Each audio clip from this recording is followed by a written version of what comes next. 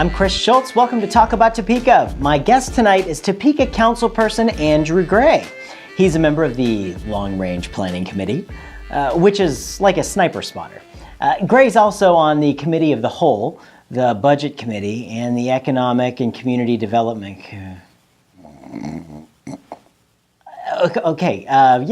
Andrew Gray, seen here on his 4th studio album is the Topeka Councilperson for District 8. We did attempt to contact the District 9 councilperson, but, spoiler alert, he turned into a gross monster. Yeah.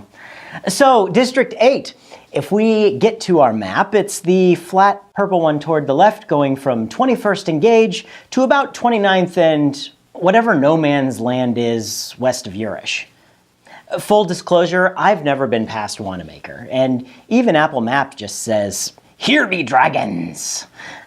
Okay, tonight's show is brought to you by the WIBW channels and Love Letters, a romantic tragedy showing this February at the Break Room's Gourmet Cabaret Dinner Theater. Get your tickets at breakroomdowntown.com.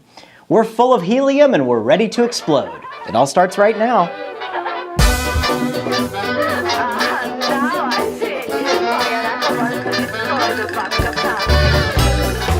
Well, kids, who says you can't have a great time with politics? We're here in the studio with Topeka Councilman from District 8, Mr. Andrew Gray. How you doing? How you doing? Great. And thanks for so much for being here. I really appreciate it. Well, you know, there's lots going on in Topeka, and we'll get to that. But I wanted to start off at the very beginning. Like, where did you grow up and what made you want to be a council person in Topeka? I grew up in Topeka. I went to a Holy Name grade school. Even went to a Catholic boarding school that was a seminary in Kansas City. Left my junior year, graduated from Hayden, and grew up in the Highland Park area, which at that time was a strong working class family group. As for getting into the council, I knew that if you want to see real and viable change occur, it has to start on the local level. I really have no control what happens 1,500 miles away in Washington, D.C., but I do have control what happens in my own backyard. Yeah. So if you start there, you can work your way out. And I knew that the Republican Party represented, in their purest form, represented my fiscal conservatism, but not my idea on social liberty. And I knew that the Democrats represented in their purest form, they represent my social values, but not my fiscal values. So it took a while to find a party that would actually validate both those aspects that I have, which in this case the closest to it is the Libertarian Party. So I got involved in the local Libertarian Party, Libertarians of Northeast Kansas, and just got involved on local issues. Then got elected to the state chair for the state party and helped further along the state party. Ran for governor in 2010. And it's all kind of blurred. I mean, I was still working at my regular job and campaigning with Stacey Davis, who was a fascinating individual. When you talk about the Libertarian Party, people get the image of guys living in their mom's basement with the flags hanging upside down, taking bong hits, armed to the teeth. And we wanted to represent that, no, we are people who have families, we work, we pay taxes, we just want to go ahead and get those values out there. Yeah. And the best testament was we doubled our vote from the previous 4 years. And the best testament was when we were at the watch party, and they called it, and clearly we didn't win. But when I was addressing the people in the audience that were there, maybe 60 or 70 of them, I said, how many people here had not heard of or known of the Libertarian Party before tonight? And about 3/4 of the people raised their hands. And that was making a difference, and that was those people's lives, because then they go out, they talk about this is what the Libertarian Party represents. So it was a wonderful testament. Yeah. After that, which that race almost nearly killed me, I was approached to run for the City Council District 8. Yeah. And I did and was elected. That's cool. It's a great story to hear how it gets there, and I want to talk a little bit about the Libertarian Party because, and especially the run for governor. I guess what is it like when you were running, knowing that you didn't have a chance of winning? It was kind of what guess really motivated that at the core that kept you going all over the state and campaigning, knowing that. What was the prize at the end of the tunnel, I guess? The X factor. Yeah. Well, we knew that we did not have the resources or the money to go ahead and put up a type of campaign that Governor Brownback or James Holland did. We knew that. Mm-hmm. We knew that in our hearts, as much as we wanted to, we were not going to win. But the goal that we had is that if we got 5% of the vote, that the state of Kansas would have to recognize the Libertarian Party as a major party, which means that we're included in debates, everything else that's afforded to the major parties. Because right now we're a recognized party, but not a major party. Sure. So that was the goal, and that's what when people talk to us about you don't have a chance, you're not going to win. Yes, I know we're not going to win, but man, we're shooting for that 5% because that would change the ball game. It was disappointing that we didn't acquire that 5%. I think it was 3.2, I believe, or something along that line, mm-hmm. That we didn't achieve that goal. But nonetheless, since we doubled it prior to what it was before, whoever comes next candidate comes after in the next race, they have a better footing. And it's really all about, even though you take 2 steps forward and 1 step back, that's still progress. Sure. And that's how we view it. For someone like me who doesn't necessarily know about the Libertarian Party, mm-hmm. I know what's been ingrained in my head growing up in the Midwest and in Kansas. It's like, we're a red state, we're all the way red here, and then you've got other people that are all blue, and it seems like there's so much polarization with this to kind of exist in the middle. What is the benefit of it? I mean, I've heard that if you have 3 parties, then that's great. But if 2 parties aren't working, why would 3 parties work? And should we be having parties at all? I mean, parties are when you're supposed to celebrate, and we don't have that much to celebrate right now. We need to get to work. So, how would you justify that existence? Well, the only reason we exist is because there's a need. That's the only reason why we continue to grow, and we are the fastest growing political party in Kansas. If people want to know more, they can go to lpks.org, which is the state website, the lp.org, which is the national website. Mm-hmm. And the viewpoint that I have is that you have the Republicans who represent the red and the Democrats represent the blue, but you really can't differentiate the two anymore. It's like it's just a horrible shade of purple because you combine them together. Yeah.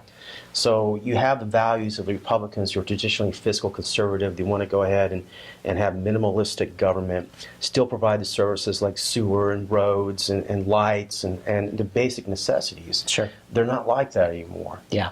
You have the Democrats Party, and I'm talking about the leadership, not necessarily the people who are registered Democrats, who talk about social equality. And they do their best to try to promote it, such as same-sex civil unions. And they talk about it, but they don't really do anything to initiate it. Mm-hmm. And that's, with us, that's how we are. Because we realize if you have talk without action, then it's meaningless. You have to go out there and do something about it. Well, I have to agree with that. I think more people need to stand up for what they believe in and not for what they're told to believe in. Right. That is a problem we have, at the government level right now. I feel, but and what the answer is, I don't know. I mean, if someone had the answer, they'd probably have a good chance of becoming president someday. Well, but we don't know. We had our candidate Gary Johnson, who was a two-term governor. He was a presidential candidate, who actually had that social values and fiscal conservatism to him. And people would say before the election, they tried to go ahead and make it strictly between President Obama and Mitt Romney, mm-hmm. where it was tribal politics. And on both sides, people would tell me consistently, why would you vote for Gary Johnson? Because you're just helping out President Obama get reelected. And that logic is fallacious at best, because you're already assuming that if I'm not voting for Gary Johnson, I'm going to be voting for Mitt Romney. No. And at the same time, this isn't a giant high school prom contest where I'm going to go ahead and go to my side to help out that side because I don't want that side to win. I was doing along with the other people, and people, if they really was part of their conscience, whether it was President Obama or Mitt Romney, I'm happy for that. My conscience, I voted my conscience, and that was Gary Johnson. I wasn't voting against someone at all. So that's that reasoning is hard to get through to people about the two-party system. Sure, it's difficult to understand. Politics as a whole is not made for people to understand. I mean, I guess that's the beauty of the system. If you're in Washington, I guess I don't know, but I do want to take a really quick break. Andrew, don't go away. Sure. You guys don't go away. We'll be back with more from Andrew Gray right after this.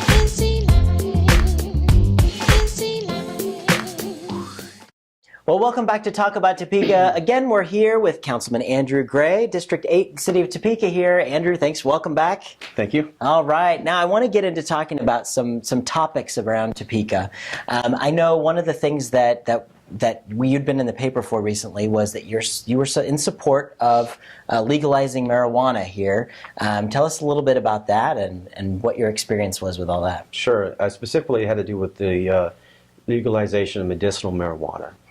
And and I was extremely supportive of that because I remember about 20 years ago, before the advent of the internet, I started looking into the background about why marijuana was banned or outlawed.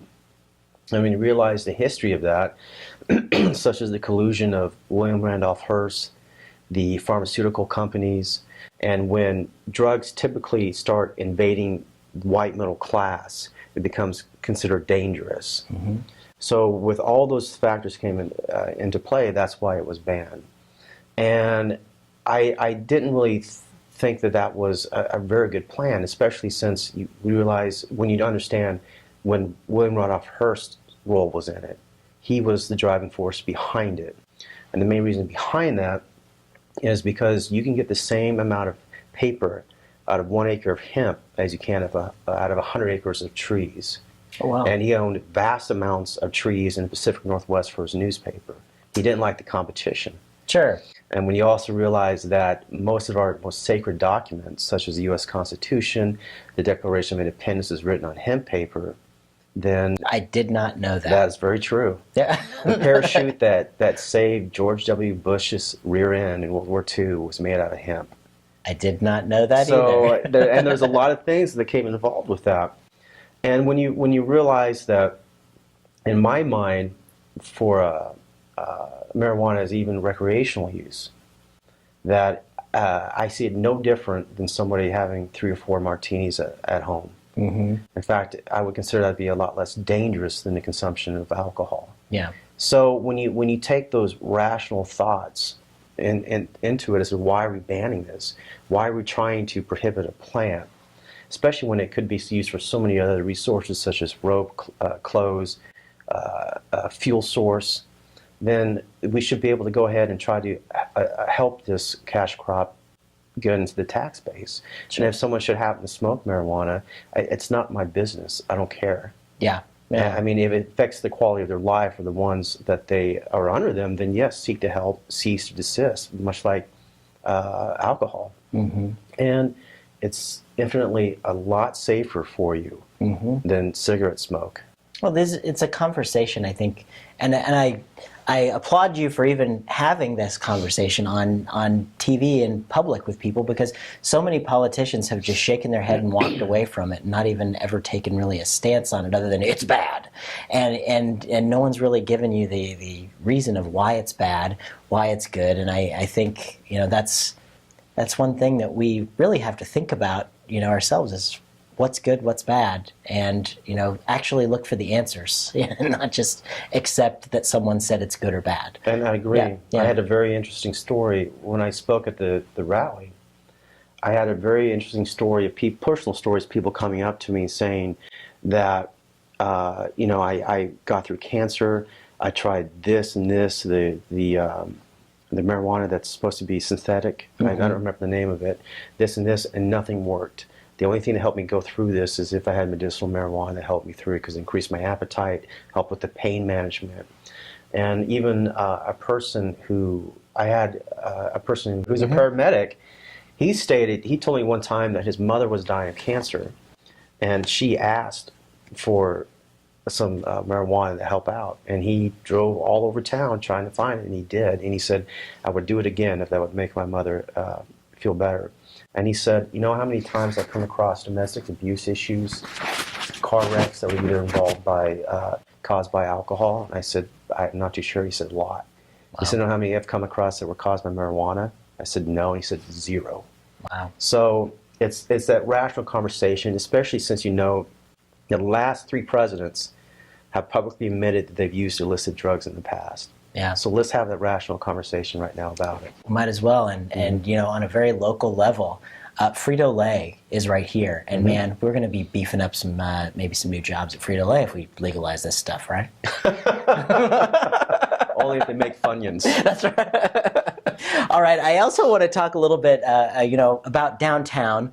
Downtown, the vote just went through the council a little while ago to approve funding for downtown, and you were kind of on the fence about that vote, and you did end up voting in favor of it. So tell us a little bit about your thought process from where you went from point A to point B with that. Well, from point A, the way they had it set up is the city was basically set up to pay for everything. Yeah. Even the bells and whistles that were involved, and that's my personal viewpoint is that's not it. The city's responsible for the sewer, the sidewalks, the water, the basic functions of government. Yeah. And and I did not like that at all. Yeah. When I also promoted that if this should be done, it should be done by a private-public partnership, and that's the only way I would support it. And a couple plans came through, and finally City Manager Jim Colson and people of downtown stepped up on that private sector, which is just incredible. And they stepped up and created this budget where the city is responsible for those core functions. And anything that comes up, the private sector is going to pick up. And that's exactly how it should be. And it really impressed me. So people would come up and say, you voted for downtown revitalization. And I would say, no, I didn't. The revitalization is up to the private sector. What I did vote for is the repair and replacement of the infrastructure, which is in poor shape. Even before the downtown conversation happened, I think the downtown conversation brought up one important thing, and it taught so many people the definition of the word infrastructure. Because I don't think they had any clue.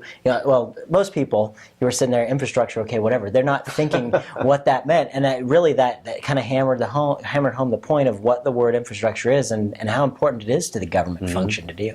And I know it was very polarizing. I know we'd talked several times and with several folks about downtown on the show, and it seemed like there were people that wanted to just, if you had something to say that was in favor of something, they lumped you into this category, and they didn't really listen to the hardcore piece of what you were trying to say. It's like it was just like Republican and Democrat. It's not a Republican and Democrat issue. It's a downtown Topeka issue, and everybody has a different piece that should be considered at the table. And I'm really glad to see that's what happened at the end of the day when it came to the council's vote.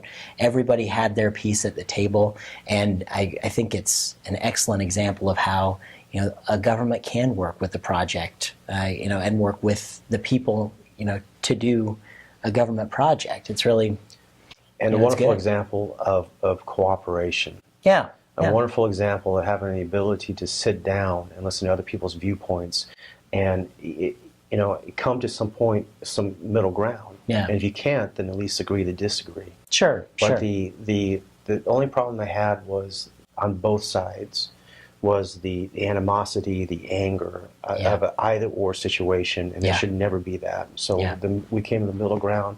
The council voted 6-3 in favor of it, and now let's get going on it. That's right. There's always a happy medium, and we're happy when we reach it. Yes. So that's very good. And I also want to talk a little bit about just your impression of the state of Topeka, where we're at, and what do you think the direction we need to go as far as perhaps infrastructure projects around, or what direction do we need to go today to give us the best output for 10 years from now?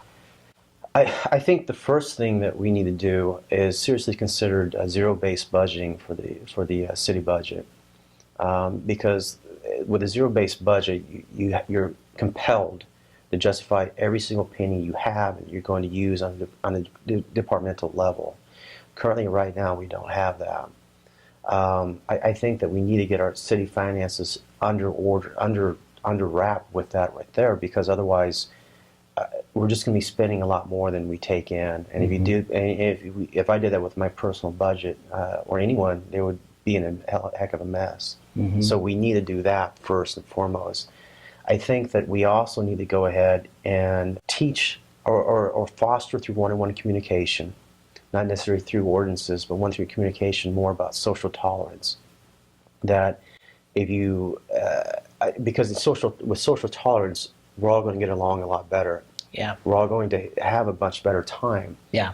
And part of that social tolerance is saying that you may be doing something that I may personally disagree with, but if it's not depriving me of my property or my liberty, I really don't care what you do.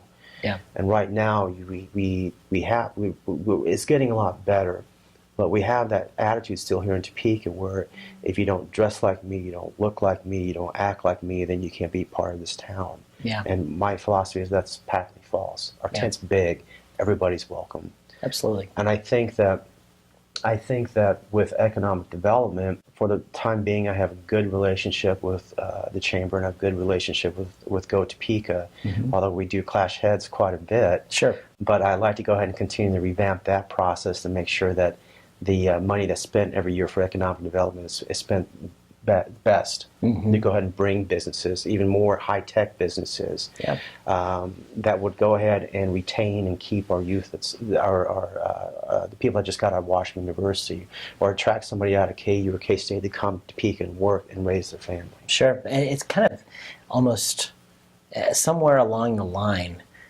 so many people just kind of got that bitter taste in their mouth about where they live. And I don't know if that's just every place in the entire world where people get that, but it's like that sense of place really needs to be hammered home with people, and they really need to feel like if they grow up in Topeka, they can go to college somewhere else, and then somewhere in the back of their mind, we've programmed that chip that says, when I have my kids and I'm ready to go settle down, I'm going to go back home to Topeka, and that's really, a great aspect of this city. This is a great place for a family. It is. And as you grow up, I don't think we really show that to the youth so much, and I think if we could get that would be wonderful. Just getting people to think this is a great place to raise a family, and it's a great place to grow up. I grew up here. Same here. Yeah, absolutely. And I think with this idea is that I've been around the country a lot and spent a lot of time over in Europe, but Topeka is my home. It will always be my home. Yeah. And people say, well, I'm just going to go ahead and leave. I can't wait to get out of here.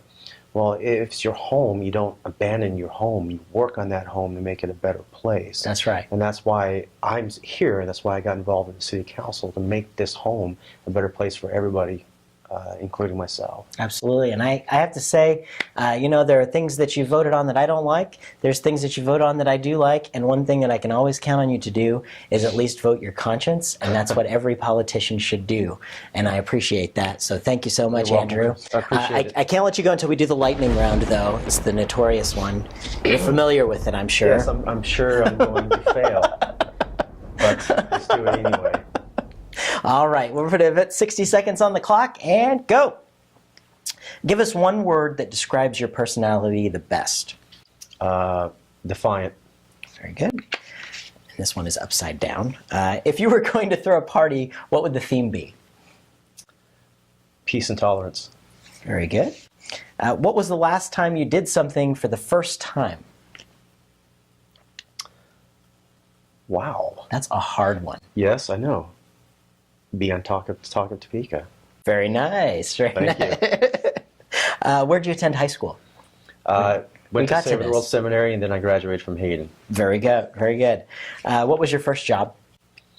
Actually, going around the city with a lawnmower, mowing people's lawns at age, I don't know how old I was, but I had to pay for my high school myself. So there you go. Very cool. If money was no object to you, what would you spend your time doing? Hanging out in Dublin. Oh, that'd be great. Yeah. And we're out of time now, but what's your favorite television show to watch every Tuesday night at 9:30 on my TV? talk about Topeka? Absolutely. Andrew, thank you. It's really been a pleasure. I'm so glad you came on the show today. Thank you. Come back again. Thanks again to Andrew Gray. This episode is sponsored by the WIBW channels and Love Letters, a romantic tragedy showing this February at the Break Room's Gourmet Cabaret Dinner Theater. Get your tickets at breakroomdowntown.com. If you'd like to mention something about Topeka on our show, then send us a message on our website or through Facebook, Twitter, or Gmail. Tune in next week to see all about Topeka's new District 10. I'm Chris Schultz. Thanks for watching and keep talking about Topeka.